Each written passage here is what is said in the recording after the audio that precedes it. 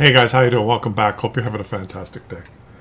I just got to show you this replay here. It's not long, and then we'll get into the main feature. But this is ridiculous, right? Give me your opinion on this one game. It only lasts about 4 minutes.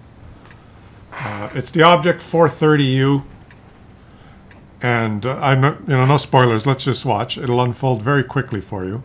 He's obviously a good player, but has not played many games in the Object 430U. He has no marks on his barrel, but he's got the good equipment, and he's a pretty good player. And it's close to like his first game, and said, "Well, I'm only playing this tank from now on in World of Tanks." It's a full tier 10 game. No, there's tier 9. So tier 10 and 9. Sorry. And it's going to be a close-in brawl. He's going to the city. He's a medium tank. He's just press W and press W and see what happens. See if this thing how it does. Russian Cloak of Dispersion has made the GSOR's shot hit the dirt. He is a Russian tank, playing one of his first games in it, so the Russian Cloak of Dispersion is activated. For those of you who don't understand, that was a little bit of a sarcasm. Right. Snap it. The gun handling on this. This guy's coming now. Yeah, we drove into a rock. So very, very skilled player that Wargaming put on the opposition for him. Highly advanced in his driving skills. And let's see here. Oh, what is that? A very big, powerful mouse. Now let's see if the mouse notices that he's here. The mouse did notice that he was here. And he realized, oh, wait a minute, showing my track wheel is not a good strategy. Maybe I should point the front of this tank at the enemies.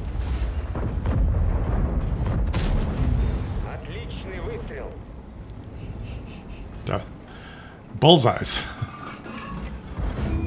Bounce, bounce. And that shot went exactly where you aimed it, buddy.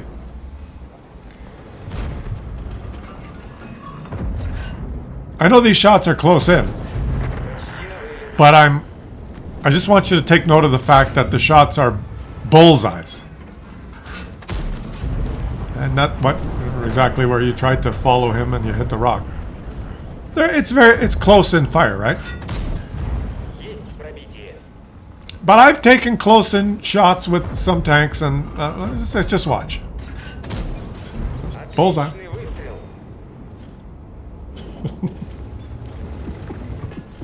If you haven't noticed, he's bounced 2,400 damage. Oh, that's face hug a mouse. That's it. Face hug a mouse. They told him when he started playing this thing, the best strategy with this tank is to face hug people. Especially mouses. Just ignore the mouse and kill that guy.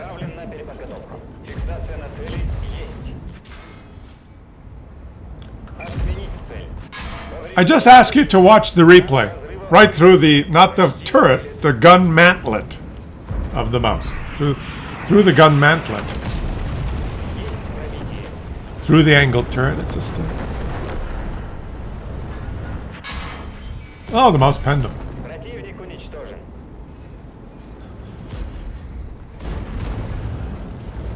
Here comes the rocket launcher. Idiot. Track hit. Here's the leopard.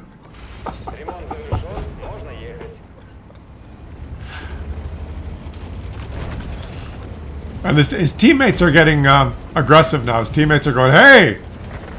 Someone's held that choke point for us."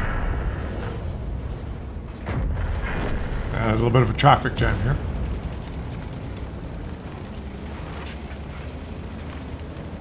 Here we go. Snap it. A little bit of help here from the Type 68.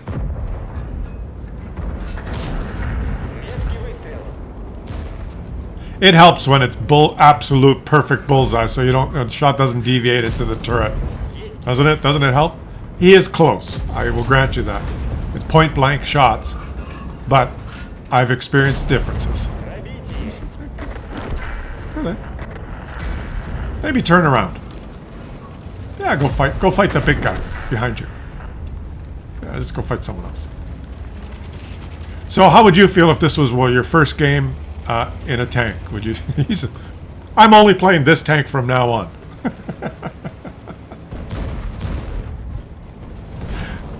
Oh, there's someone. Just snap it. Bullseye.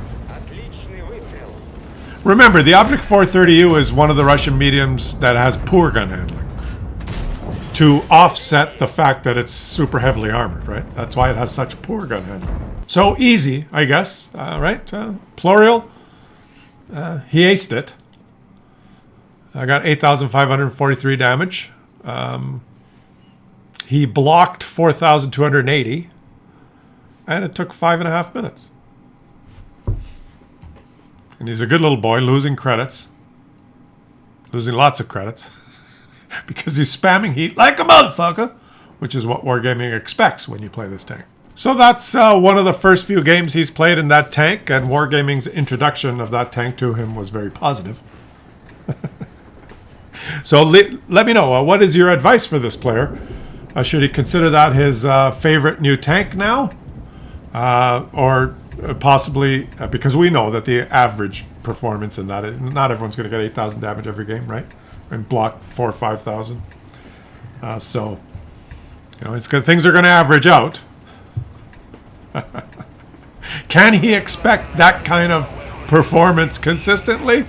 Or, you know, things change in the future. And, it's funny because when you play a tank for the first time, you go down a certain branch and you play a tank for the first time, you kind of get a flavor. The initial few games you have in is what sets the flavor in your mind, and it immediately gives you a bias of whether you like the tank or hate the tank. And he immediately loves that tank as his favorite tank. And a lot of it has to do with the matchmaking and the RNG you get in the first couple of games. And let's just say things worked out pretty good for him. Let me know what you guys think in the comments. But now we have this, you know, we have this thing where Wargaming has new names. This is not a SU 130 PM. This is a forest spirit. And why is it a forest spirit? Because it's got trees growing on it.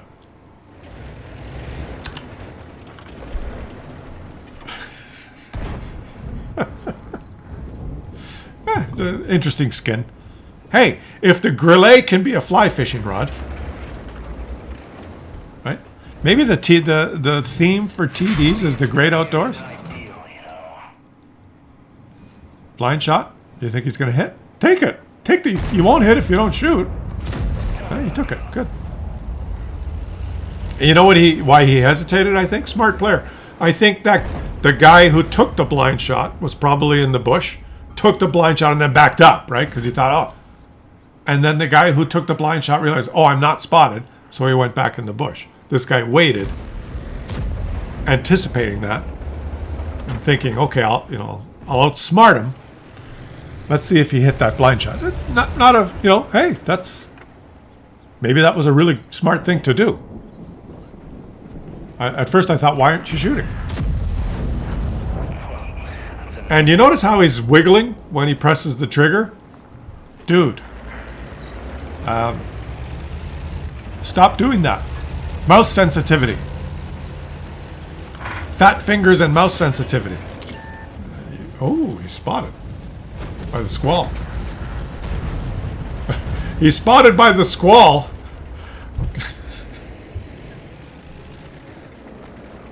Did you just see what happened? Guys. He was spotted by a light tank. The light tank was doing its job. The light tank spotted him and started firing. And the result was that the squall took 500 damage. He got 500 spotting assist on the squall. So the squall is feeling a little bit dejected. The squall spotted him and started firing, and the end result was that the squall took 500 damage.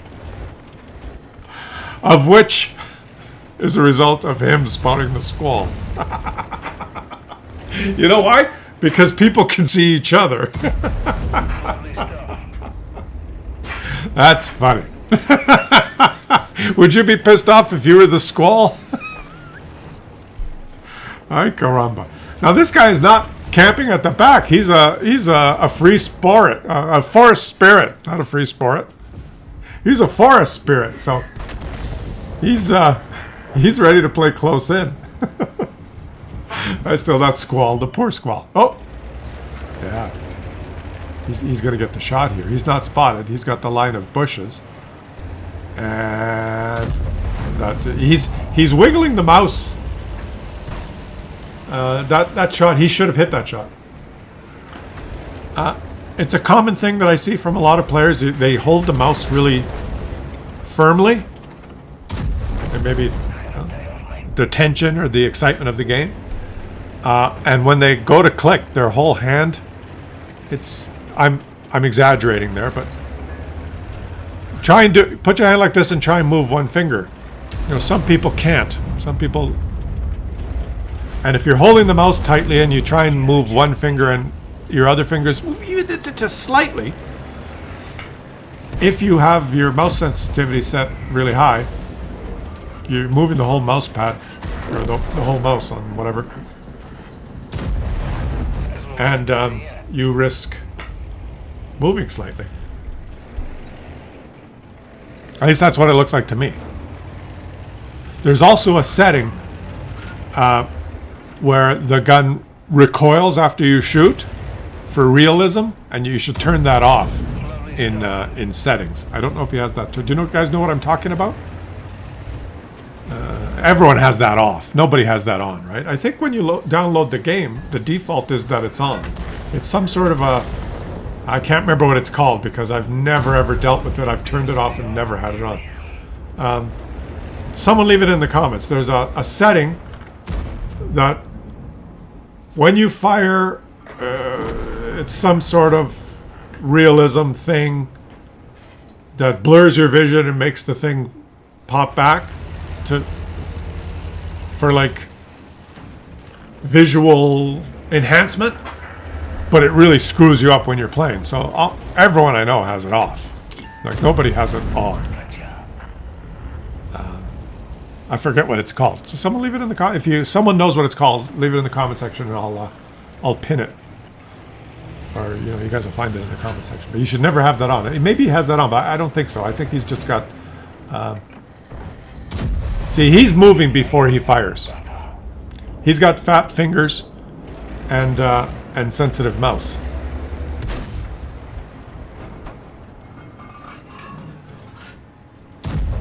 And that time he was very steady. And so in this game, it's allowed him to miss one shot. It hasn't really affected him, but he did miss one shot this game because of it. And now it's a very close game. And he's the point guy. He's spotting for the ELC, guys. He's moved up far. He's aiming at the dead mouse, but he's moved up farther than his ELC. Go shoot the Iron Artie, bye. You better be careful. And oh, very nicely done, ELC. I guess the ELC got the spooting assist there. Now you can take this guy out. Come on, you can do it. Be careful. Oh yeah. Does he have a shot here? What? The Borsig is behind something. What is there? A rock there? Is there a wall? What is he behind? Huh. Okay. Be careful. If you get spotted here, you could get shot by maybe 2 or 3 people. Maybe not. It all depends where the enemies are. There's a lot of unspotted enemies. There goes the ELC. The ELC is doing a spotting run, and the ELC has spooted this guy.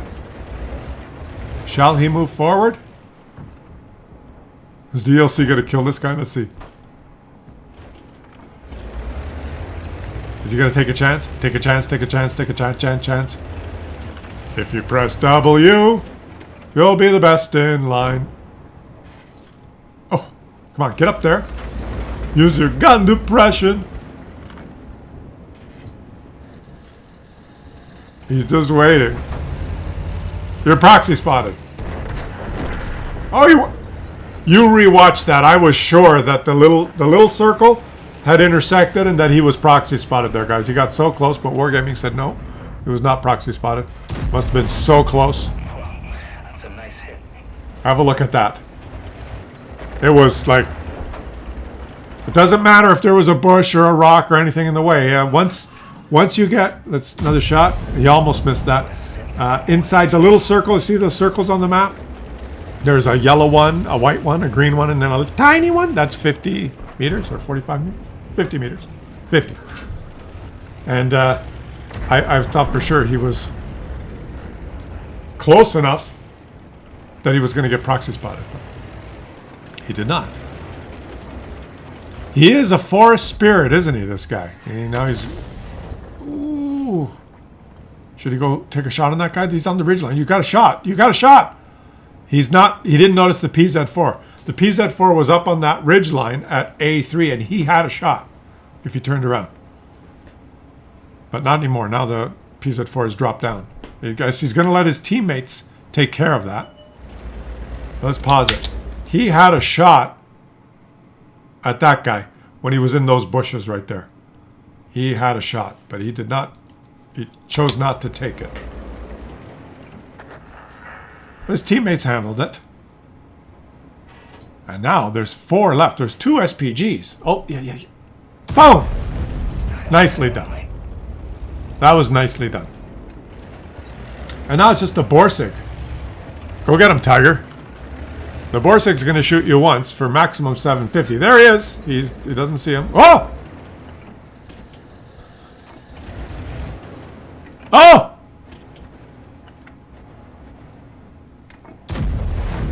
Oof. Go get him. The worst that could happen is you'll take 750 damage. And then kill him. Just go. No, he doesn't want to go. Okay. Then you might get hit by artillery 1-2 times after that. Oh, yeah, that's nice. Chicken with your head cut off run. Almost missed. This guy, I'm surprised his shots are hitting. The way he's manipulating his mouse. That's what you want to do if you're an SPG and it's late in the game. And it's very close. SPG players, take note. You don't want to sit in a bush in concealment beside your base where the enemies will eventually come. You don't want to do that. You want to drive around like a chicken with your head cut off. That's what you want to do. Because that obviously is a really good strategy. How is it that SPG players know, or maybe they don't know, but SPG players sit at the back in a bush the whole first 9/10 of a game? They know enough to do that at the beginning of the game, but then at the end of the game, they suddenly go, oh, maybe I'll drive around now. Why do they do that? What do they hope to achieve? A typical noob this guy was, and he ended up with 7 kills and a very nice game. Even without a premium account, he made 75,000 credits. But getting back to the SPG players, okay? Because I'm trying to understand the average IQ of SPG players. You're playing a tank class, that has among the worst concealment and by far the worst vision, okay? The worst. Typically an SPG will have half the view range of any other tank in the game, and a third of the view range. Virtually blind. So you will not be able to outspot anybody. Ever when you're moving. Ever. Any tank in the game. You will not be able to outspot even the biggest tanks that have no concealment, like the mouse. If you're driving around and the mouse is driving around and you're an SPG, you will always get outspotted. Always! You will get outdetected by everyone in the game. The only hope you have is for them not to see you. Because you'll be a one-shot and you'll get outspotted. So, why is it that at the end of most games, when it's close, SPG players like to run around in the open? Well, how does that make sense? How is it... in their brains that's making them do that? Are they all of a sudden they say, I need to move. Why? What? Think of the strategy. How is that a positive thing? You have no view range and poor concealment. And you have a big gun. So what you should do in every circumstance at the end of the game when it's really close and you're losing, right? There's only an SPG and some tanks. They're going to drive around to try and find you. That's what they're going to try and find you and kill you. So you have to make it more difficult for them to do that. So what you do is you hide somewhere. And the only real places you can hide in World of Tanks is bushes. So you have to find a bush and hide in it. Now, okay, that's a huge amount of thinking to get to that stage. Now you have to, the next level of strategy is, okay, well, what bush should I hide in? And then you have to think, okay, it's near the end of the game and they're winning. Where are they likely to go? Should I hide behind the enemy base? Well, no, they probably won't go to their own base at the end of the game to try and win. That maybe is not a likely place for them to go. Okay? Where would they be likely to go at the end of the game if they can't find me and time's running out? Let me think really hard here. This is a hard one for SPG players. I say, this could rack their brains. Let me think. Maybe where would they go? Let me just take a guess. Maybe they'll come to your base to try and cap. Cap is a short form for capture. They may want to try and capture your base. Because if they capture your base, they'll win the game. So maybe they'll try that. Oh, really? I always thought they would go to A2 at the end of the game.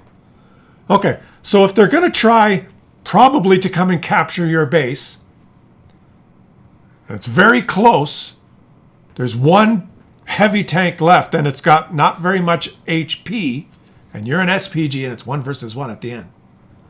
He might probably come and try and capture your base. And you should hide in a bush. And you want to have the opportunity to shoot him while he's capturing your base. So so now we're making it even more complicated for the average SPG player's mind. So let's put it all together now. You want to hide in a bush. You want to be able to shoot him.